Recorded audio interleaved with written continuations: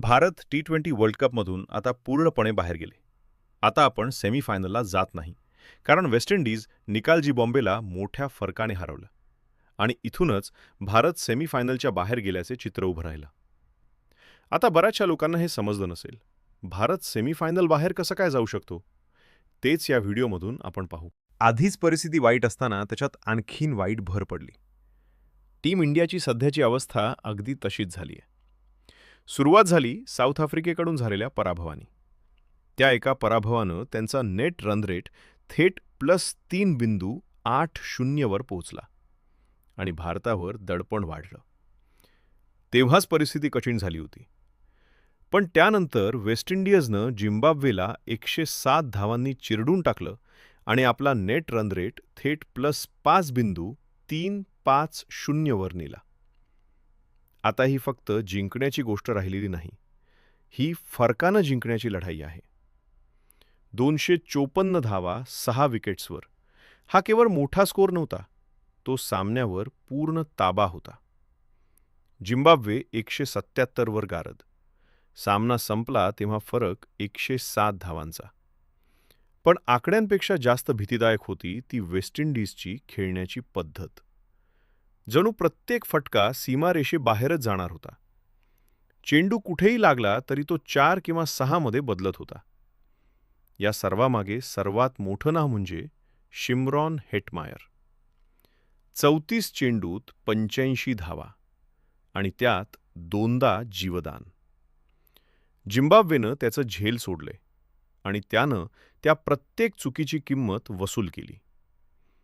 एकदा तुम्ही अशा खेळाडूला संधी दिली तर तो सामना हातातून काढून घेतो. त्याची ही खेळी केवळ वेगवान नव्हती, ती विध्वंसक होती. आता गणित स्पष्ट आहे. जर वेस्ट इंडिजनं साऊथ आफ्रिका किंवा भारतापैकी एकालाही हरवलं तर त्यांचा सेमीफायनलचा मार्ग जवळजवळ मोकळा होईल. कारण +5.350 हा प्रचंड मोठा नेट रन रेट आहे. भारतानं दोन्ही सामने जिंकले तरी जर फरक मोठा नसेल तर उपयोग नाही. म्हणजे फक्त विजय नव्हे तर निर्दयी विजय हवा. भारत सध्या 0 गुणांवर आहे. पुढचा सामना चेन्नईमध्ये झिम्बाब्वे विरुद्ध.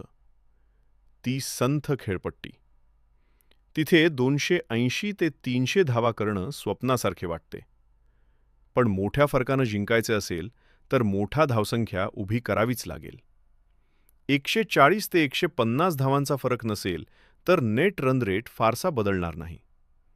आणि त्यानंतर कोलकात्यात वेस्ट इंडिज विरुद्ध निर्णायक लढत. समस्या फक्त गणिताची नाही, समस्या मानसिकतेची आहे.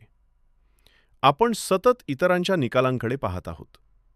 अमुक संघ जिंकला पाहिजे, तमुक संघ हारला पाहिजे. अशी अपेक्षा ठेवून मोठी स्पर्धा जिंकता येत नाही. मोठे संघ स्वतःच्या कामगिरीवर पुढे जातात. भारताकडे क्षमता आहे का? आहे. अभिषेक, ईशान, तिलक, सूर्य, हार्दिक हे सगळे मोठा डाव खेळू शकतात. पण शक्यता आणि कामगिरी यात जमीन आसमानाचा फरक असतो. कोणीतरी पुढे येऊन संपूर्ण सामना आपल्या नावावर करावा लागेल. सुरुवातीपासून आक्रमण, मधल्या षटकात वेग, शेवटी निर्दयी समाप्ती, हे सगळं एकाच दिवशी घडलं पाहिजे. वेस्ट इंडिज सध्या सलग 5 विजयांसह प्रचंड आत्मविश्वासात आहे. 250 पेक्षा जास्त धावा करणारी या स्पर्धेतील पहिली संघ. त्यांची फलंदाजी मोकळी, गोलंदाजी धारदार, क्षेत्ररक्षण आक्रमक. ते कोणाच्याही दयेवर नाहीत, ते स्वतःच्या बळावर पुढे जात आहेत. भारतासाठी पर्याय 2च आहेत. एक म्हणजे प्रार्थना. वेस्ट इंडिज दोन्ही सामने हरू दे. दुसरा म्हणजे निर्दयी खेळ. झिम्बाब्वेला मोठ्या फरकानं हरवा आणि मग वेस्ट इंडिजलाही पराभूत करा. जर भारतानं पुढील 2 सामने दमदार फरकानं जिंकले तरच कथा बदलेल. अन्यथा हा प्रवास इथेच थांबेल. हा क्षण आहे निर्णयाचा.